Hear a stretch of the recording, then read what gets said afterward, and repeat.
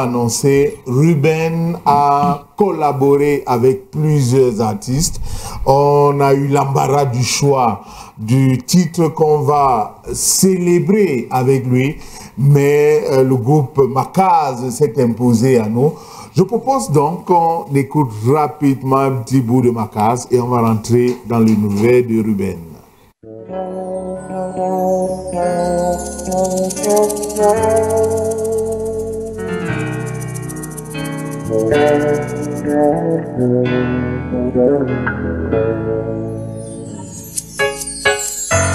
Bakar menuadingma belum sama tua mafir kita tu bunyi dom oh oh oh oh ga semua mevawi ding damisa mevawi nyinga weda mata tu bunyi dom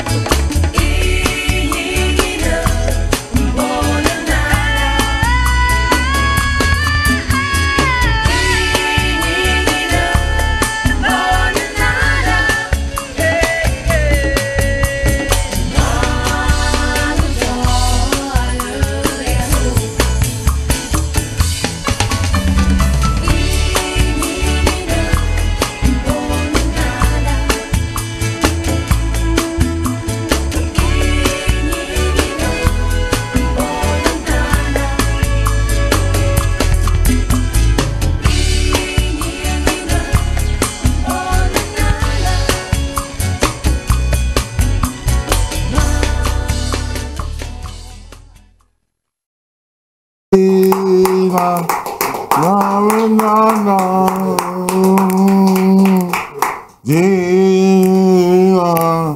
Non, non, non. Hey, la chanson est finie.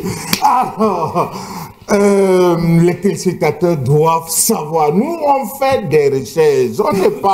On ne balance pas les chansons n'importe comment. On fait des recherches. Alors, dans cette chanson, vous avez vu des doigts d'ange, des doigts d'or, des doigts d'émeraude. Vous avez vu la précision dans le geste, dans la sélection de chacune des touches. Eh bien, ce n'est pas Richard Bona qui fait le piano dans cette chanson, c'est bien Ruben qui est au piano. Ruben, s'il fallait donner une note pour le choix du clip qu'on a diffusé sur la pléthore de chansons qu'on aurait pu, vous donneriez quelle note sur 10? 10. 10. Non, on fait des recherches. Vous dites que non, on fait des recherches. Alors, mais c'est une mise en commun. C'est plusieurs vedettes, chacun expert dans son domaine pour produire ce chef-d'œuvre. C'est un chef-d'œuvre. Absolument. C'était très important pour nous, ce morceau. C'est pour ça que je suis très heureux et ému même du choix que vous avez fait. Oui, Corinne n'est plus là. Oui. De la voir comme ça me serre le cœur, mais en même temps, ça me met en joie parce qu'elle a laissé. Elle continue à vivre, elle vit, on vient de la faire vivre. Là. Et ce qui est particulier à ce moment, c'est qu'on venait de dire au revoir à Blick, qui a continué sa carrière tout seul avec le succès qu'on voit aujourd'hui. Et c'était tout récent, Blick Bassi. Et là, c'était vraiment après la période de remodelage du groupe Makaz. Au départ, nous étions 7. Avec Henri Okala au chant, Blick Bassi et Cory Dengemo et nous autres les instrumentistes, Dubois à la guitare, Odi à la batterie, Serge Maboma à la basse et moi-même au piano et à la direction aussi musicale. Donc là, on venait de dire au revoir à Henri Okala et à Blick Bassi et on se retrouvait avec Cory. Comment on pouvait assumer ça? Parce que le groupe était déjà visible. Comment on allait faire? Et cette chanson a été la réponse en fait. Oh, belle chanson, hein. Ernest Obama, est-ce qu'il y a un titre du groupe Makaz qui vous fait bander musicalement, hein? Pas bander. Oh, l'expression existe, non? Si. Bander musicalement. Le monsieur, dès que tu veux dire un mot, il est déjà, je ne comprends pas. Non, le problème, c'est que mon fils, il a 5 ans et le soir, avant d'aller se coucher, il regarde parfois la rediffusion. Il me pose des questions. Je lui explique quoi. Bander musicalement, c'est-à-dire d'être. Voilà. Non, je connais. Moi, j'adore toujours les Makaz pour tout ce qu'ils ont fait. Il y a d'abord des grands noms qui sont sortis de là. Il y a Ruben lui-même, il y a Blick. Il y a Cory que j'adorais. Je pense que j'étais même un peu plus amoureux de Cory. Voici monsieur qui a les problèmes à la maison. Non, elle est décédée. Et j'adorais son côté naturel. Et puis votre chanson, je ne sais pas quand elle est sortie, Etam. Etam est sorti en 99. En 99, justement, j'étais en terminale. Et je viens de perdre mon père. Donc, j'ai chanté souvent ça. Il y a une chanson que j'adore, c'est Bam Bam Bam Bam Bam. Si tu veux chanter, tu me demandes de chanter. Mais c'est pas possible. Bam Bam c'est Bamalié que Zaïe à Bobo Tanzanie. Bam Bam à Bam Bam Achéri Wame Achéri Wame.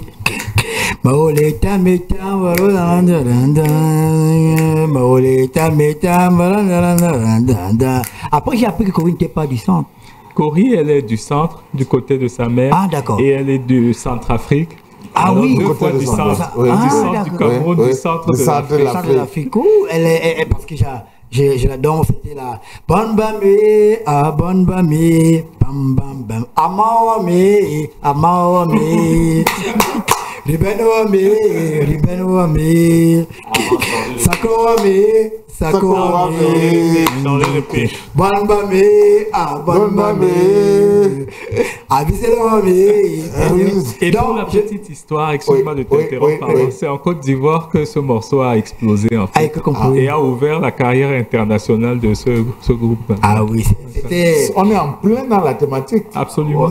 Originalité, diversité, multipluralité de la culture africaine, comment garder ce que nous avons de cher de riche. Nous sommes en plein dans la thématique. Oui, bon, pour comme il nous reste très peu de temps. Pour conclure, c'est juste que moi, je pense que si je n'avais pas été journaliste, j'aurais été soit avocat, soit musicien. Parce que chez nous, Armand encore va penser que je me vante, mais tout le monde sait chanter chez nous.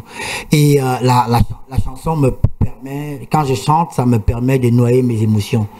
Et cette chanson va arriver vraiment au bon moment. Et parfois, dans ma chambre seule, je chantais. Et comme j'étais amoureux de Corrie, j'aimais beaucoup plus encore la chanson. Sauf que les Macas aussi, je pense que vous avez été pour beaucoup dans la carrière de Sandrine Nanga. Oui. Parce je pense qu'elle a flirté avec vous pendant un moment. Oui, à un moment. C'était dans la chanson ou bien c'est le Macas 2.0. Non, je pense que c'est dans la chanson. Parce que vous voyez le sexe partout, monsieur. Mais vous voyez donc, quand moi je dis bander, vous trouvez que c'est un problème. Quand vous dites flirter, je veux justement lever les équivoques. Vous trouvez à dire, vous voyez comment vous êtes. Oui, donc, oui, allez-y, Ruben. C'est la période de une nouvelle refonte du Macas, et cette fois sans moi. Donc, c'est Serge qui a pris le flambeau pour continuer à faire vivre en disant aussi que... Bien. Alors, faites-nous découvrir, Ruben, s'il vous plaît. Faites-nous découvrir ce géant, cet orchestre. Il est en lui seul tout un orchestre. Il joue à plusieurs instruments et il a touché plusieurs secteurs de l'art culturel et musical. On devrait dire plein de choses, mais ce qu'on va dire pour faire simple, Ruben est un pianiste. Oui. Il a aujourd'hui... À la base. Il est un pianiste à la base. Il a aujourd'hui un grand projet, c'est de former une nouvelle génération des musiciens et de chanteurs à travers un projet qu'il appelle Kemit.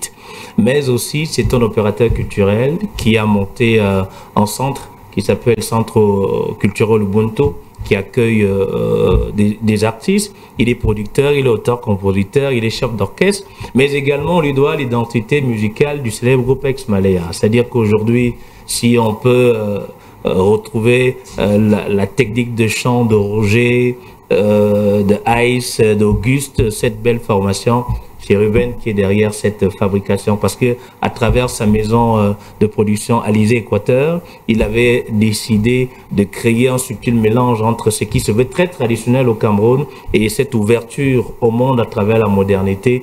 Et je pense qu'on est fiers de l'avoir ce matin. Merci Ruben. Merci beaucoup pour cette description qui est assez fidèle. Bon, j'insiste souvent aussi quand on parle de mon pédigré, ne pas oublier que j'ai été formé entre autres par Manu Dibango. C'est vrai. Aujourd'hui je suis chef d'orchestre. Si aujourd'hui je suis chef d'orchestre, c'est parce que lui, il a vu le potentiel à travers le groupe Macas, qu'il a accompagné de 2003 à la fin pratiquement de sa carrière. Et il m'a dit, je voudrais toi, il m'a fait venir et il m'a développé sur cet aspect-là. Je voudrais que tu regardes plus grand, que tu fasses plus large. Donc il m'a amené à regarder la musique africaine sous le prisme des orchestres symphoniques et philharmoniques. Lui, il m'a formé à ça. Et il m'a mis à l'épreuve. Parfois, il venait au Cameroun pour un spectacle et il venait sans musicien. Il me disait, tu vas m'accompagner avec ton groupe. Et moi, je ne dormais pas, je transpirais. Il a fait. Et il m'a intégré dans son grand orchestre aussi. Il y a des images. Et votre mère, Liki? Elle est... Elle m'a vu naître. Oui. C'est encore une autre dimension. Elle m'a vu naître et je crois qu'elle en a fait le témoignage quelque part. Je vais vous envoyer les éléments pour la documentation. Et donc, c'est quelqu'un qui me connaît de A à aujourd'hui. Quand nous étions en Côte d'Ivoire pour la Cannes, elle a tenu à ce qu'on aille visiter le village. Elle a envoyé un véhicule qui est venu nous chercher. Nous étions à Yopougon. J'ai passé un mois, j'ai fait Yopougon, Abidjan, Yamoussoukro. J'ai fait 2 semaines à Yamoussoukro. J'ai été jusqu'à Boaké. Quand on a gagné. Oui, bien sûr, c'est important de le faire. Donc, Liki a envoyé un véhicule pour qu'on aille découvrir le village. C'est simplement extraordinaire. Je crois que l'Afrique, elle a réussi à captiver l'Afrique en un endroit. Absolument, absolument. Bon. Nous n'inventons rien. C'est important de dire d'où nous venons pour que les gens comprennent ce que nous défendons et surtout les suites. Donc, le projet immédiat, Ruben? Oui, en ce moment, il se tient quelque chose au centre Ubuntu, le challenge. Le challenge 90 jours pour devenir musicien. Il est dédié aux jeunes. Alors, en 3 mois, on vous met des coachs à disposition. pour que vous deveniez un musicien avec des bases qu'il faut. Il faut dire que musicien veut dire celui qui utilise un instrument, ou la guitare, ou le langage, la musique, okay. Tout en étant chanteur qui comprend les codes et langages et signets de la musique. Donc là, en ce moment, le challenge, il a démarré il y a 2 semaines. C'est la fourmilière là-bas. 90 jours. Comment ils prennent part? Est-ce qu'il y a des modalités? Oui, il y a des modalités. Il faut regarder sur la page du Centre culturel Ubuntu pour les détails.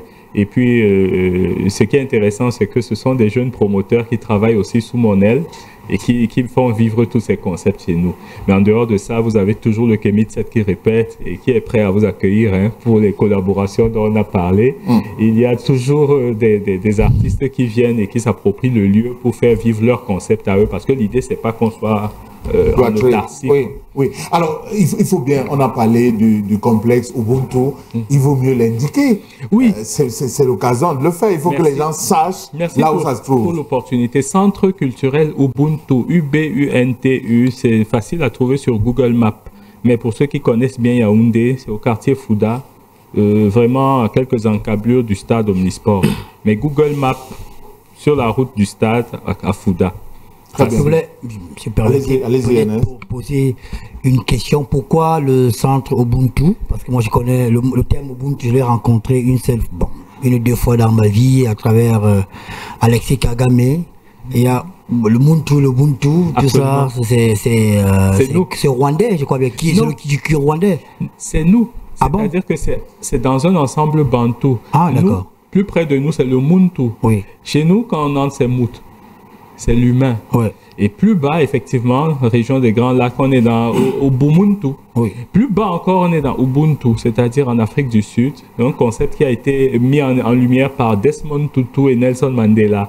Quand Nelson Mandela a pris le pouvoir en Afrique du Sud, il y avait une catégorie qui pensait qu'enfin l'heure était venue pour les Noirs de prendre leur revanche. Mais Desmond Tutu, l'archevêque du Cap, a dit non. Et Mandela était solidaire de ça, non.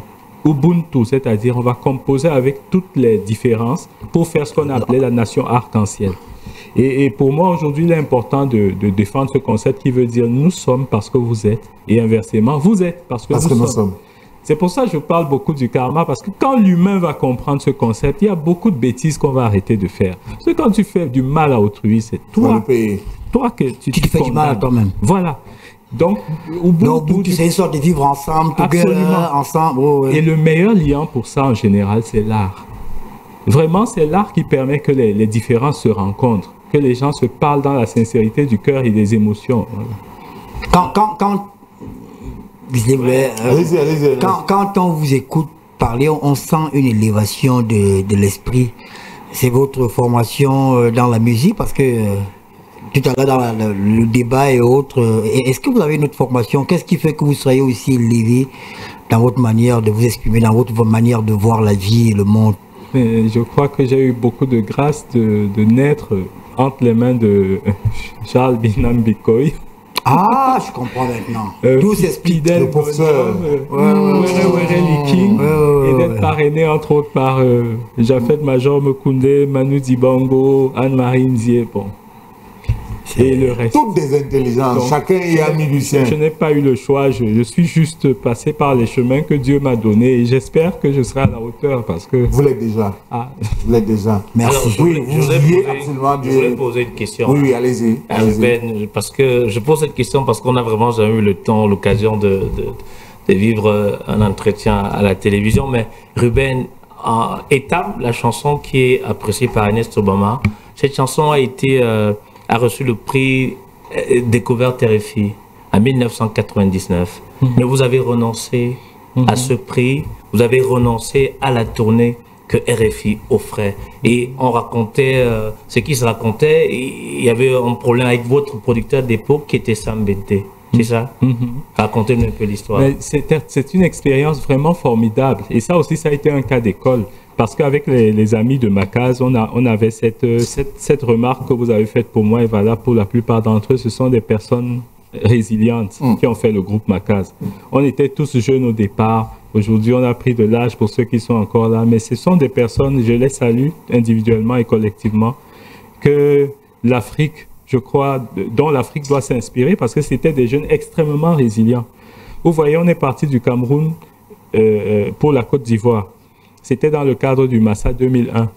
Nous avons eu tous les problèmes du monde pour enregistrer notre premier album et c'est moi qui contacte Sam Bende par le canal d'une émission radio à l'époque de Henri Fidèle Kouamdjilo, paix à son âme. Donc moi je suis vraiment à l'écoute, il faut que mon projet avance et je cherche les solutions. Et donc pour faire court, j'appelle le standard de cette radio-là et puis Sam Bende me donne rendez-vous pour le mardi, c'était un vendredi. Et je suis très content d'annoncer à mes copains qu'on a Sam Bende qui va venir nous auditionner. Quand il nous a écoutés, il est tombé amoureux de notre groupe. Et pour dire vrai, il n'y avait personne qui était prêt à nous produire. On est en 1998. On a déjà fait tout ce qu'on pouvait comme sacrifice pour faire enregistrer une maquette. Une maquette, c'est-à-dire nos titres dans une cassette comme ça. On a fait des sacrifices énormes et des amis nous ont aidés comme on a pu. À l'époque, c'était à Douala que c'était possible. Donc, Sam Bende, un an plus tard, parce que la maquette c'est 97, 98, un an plus tard, il nous auditionne et il nous dit « je vais vous produire ». Alors nous, on est heureux, bon, il fait cette production et l'album sort un an plus tard, en 99, avec le titre phare Etam. Et puis finalement, ce titre a tellement fonctionné qu'il nous a ouvert les scènes locales et que finalement, notre troisième tentative pour participer au Massa, c'est-à-dire en fin 2000, nous sommes retenus. Et le Massa était le carrefour des groupes qui, comme nous, faisaient du live pour accéder en fait à un marché qui allait leur ouvrir la scène internationale.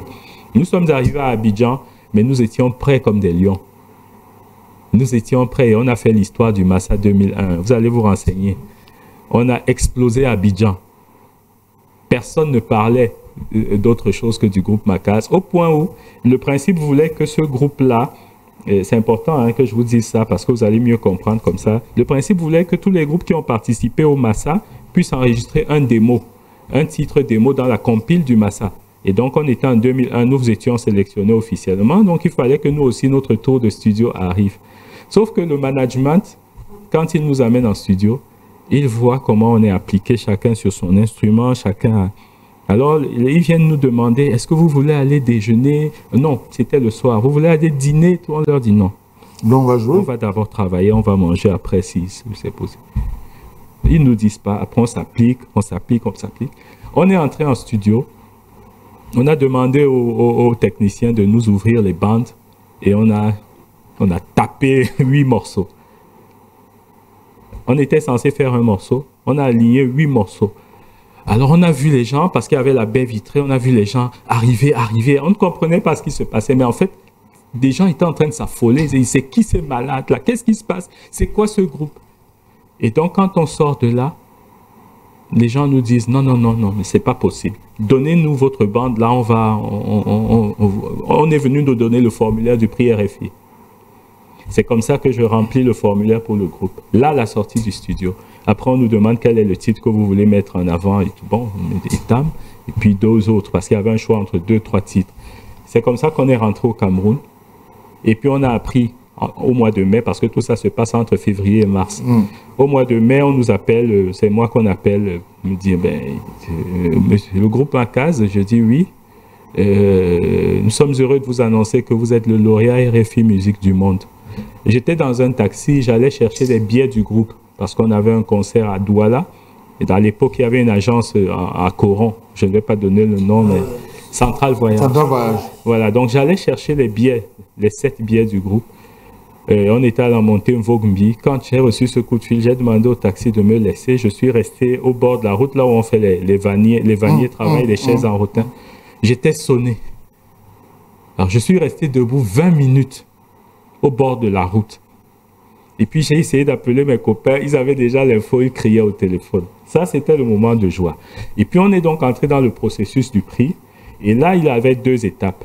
Une étape à Antananarivo, c'est-à-dire loin là-bas dans l'océan Indien, le concert du prix. En fait, on nous accueillait comme les lauréats. Et donc, on devait faire un concert au Palais des Sports et de la Culture de Tananarive. 15 000 places. Bon. Ça s'est bien passé, il faut faire simple. Et puis, il y avait un deuxième concert au Bataclan, à Paris, le 6 novembre de l'année 2001. Mais quand on a fait l'opération de Antananarivo, plein succès, on rentre au Cameroun via Paris.